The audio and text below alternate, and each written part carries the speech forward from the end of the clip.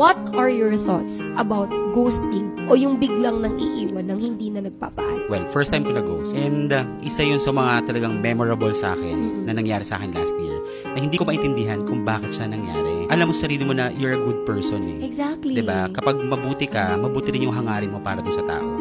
At wala kang ibang iisipin na mga masamang bagay.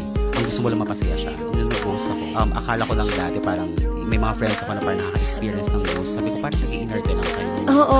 Parang wala naman yan. So parang wala namang feelings, ganyan. So parang nung ako na yung naka-experience, ang hirap pala. Lalo na kapag malalim yung ibinigay mong, actually hindi effort, hindi rin yung pagmamahal. Yung importansya na ipinakita mo sa kanya. Medyo dumaan ako sa point na parang na-depress ako. Ang dami kong questions. Yung mga questions na yun, nasagot lang siya yung time na nag-heal ako. Na kaya pala siya nawala. Kasi ganito. Kasi hindi siya yung tao para sa akin. Oo. Tsaka kasi, usually,